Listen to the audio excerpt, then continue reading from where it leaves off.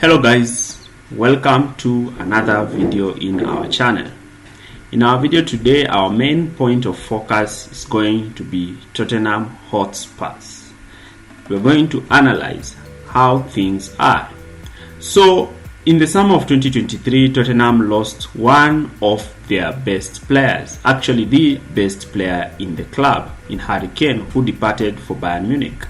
A player who used to contribute close to 35 to 40% of the goals scored by Tottenham. A lot of people predicted doom for Tottenham, especially in... So, the scintillating form that Tottenham have started with this season is as a result of one man and one man only, and that man is Ange Postecoglou. Ange Postecoglou was one manager who a lot of people really underrated when he came to the Premier League, and currently he's displaying why he might be one of the best managers in the world after winning the treble the previous season with Celtic.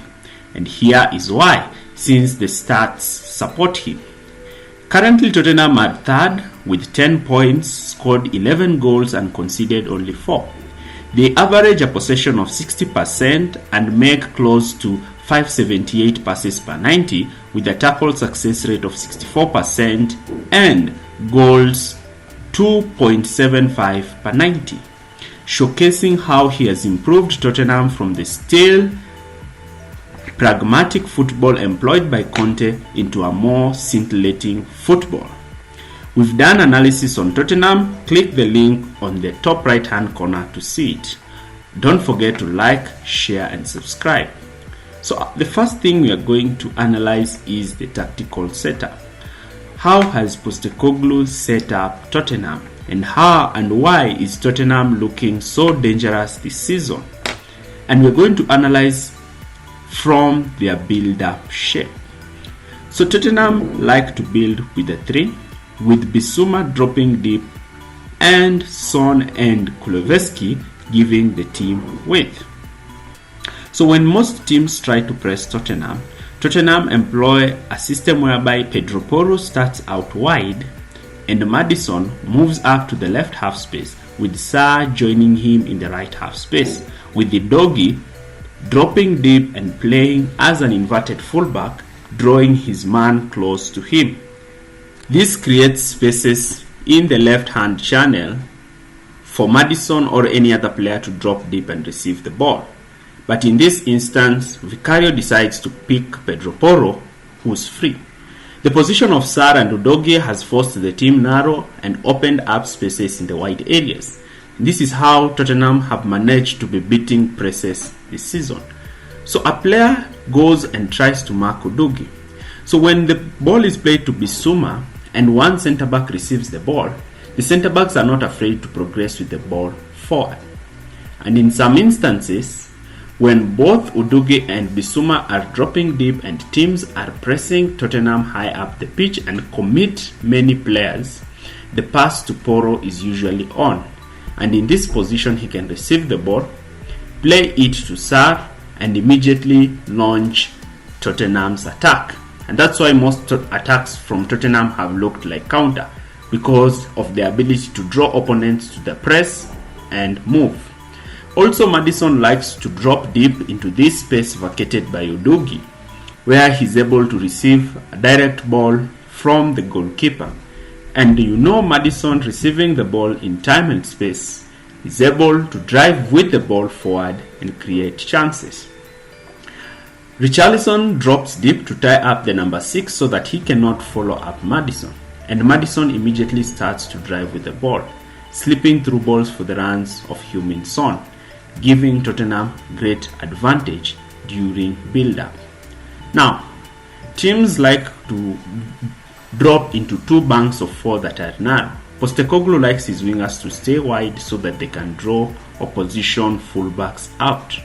And Tottenham during their build-up have Bissouma as the deepest, with Udogie and Sarr playing ahead of him, with Udogie inverting from midfield and Pedro Porro maintaining his width down the right.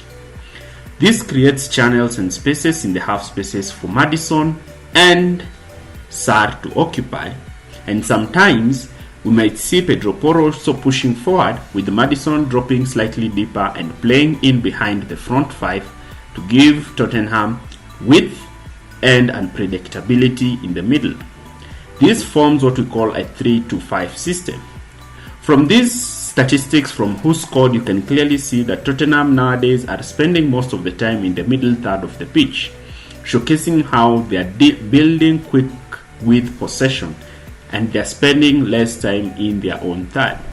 So rather than having their fullbacks out wide, Postecoglou wants his fullbacks to invert and play alongside Bissouma. And this is when they have progressed upfield with the ball, as you can see from this clip. The possession of Pedro Porro and Udogie alongside Bissouma has created a lot of spaces in the wide areas where wingers and midfielders can be dropping deep. Also to understand that Tottenham like to attack down the left, where the Triton of Son, Maddison and Udogie like to create overloads down the left with quick switches of play down the right, showing how they use the middle part of the pitch less. This constant movement between Maddison and Son enables him to either slip in Son, who can now make a direct run and goal and attempt a shot on goal, or Udogie, who might try to make an underlap with Maddison dropping deeper trying to play these balls. So when teams try to commit towards the left hand side to stop this build up, the pass on to Kulusevski is quite on, and once he receives the ball, Sarr draws in the fullback, and when the fullback comes out to try to cover Kulusevski, Sarr can receive the ball in the half spaces and attempt a cross either for the run of Richarlison or Heung-min Son. Now, out of possession, this is how Tottenham play.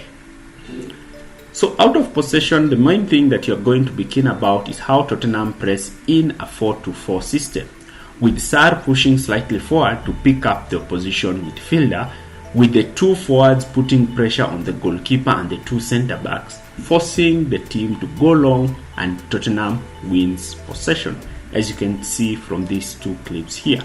The 4-4 system that also Manchester City employ while pressing their opponent is a tactic that also Postecoglou is employing at Tottenham.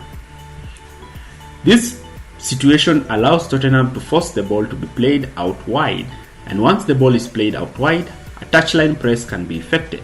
As you can see from this clip here, how Tottenham effectively use the touchline as an extra defender when the ball is played out wide, forcing the opponents to either play the ball back or intercept the ball immediately and begin counter-attacks.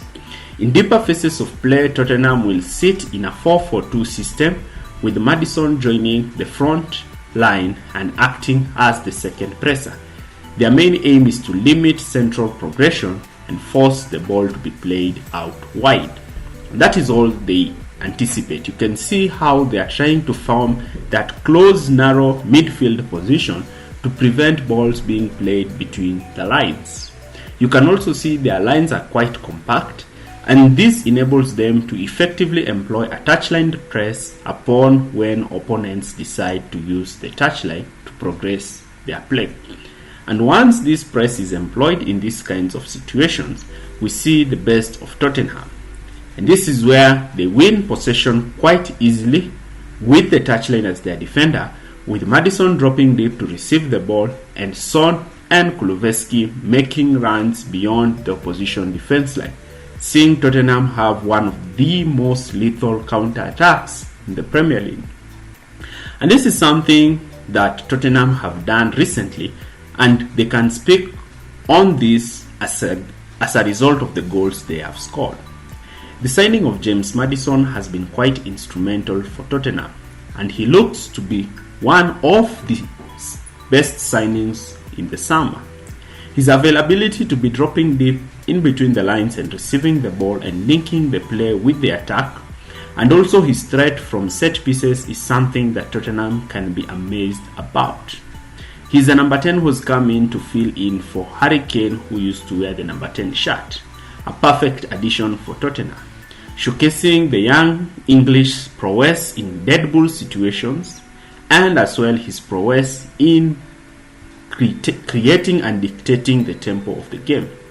The ability of of Postecoglou to create players such as Sarr and Bissouma behind him to enable him to flourish in a more creative kind of position is something that has improved James Maddison. And I'm going to do a video of how James Maddison is bringing back the old number 10, the creator of the team. His ability to wield all the pressure to create for his team is quite remarkable, showcasing Ange Postecoglou's revolution at Tottenham to create one of the best teams in Europe. So these are just slight introductions on how Tottenham might look like next season. So you will go and we'll see how Tottenham will improve next season. Stay with us as we continue to analyze how Postecoglou is revolutionizing Tottenham to make Tottenham one of the best. Channel, make requests of videos that you want us to analyze. Also to have one-on-one conversations with me. I've really enjoyed this analysis and I'd like to say have a nice time and thanks for watching.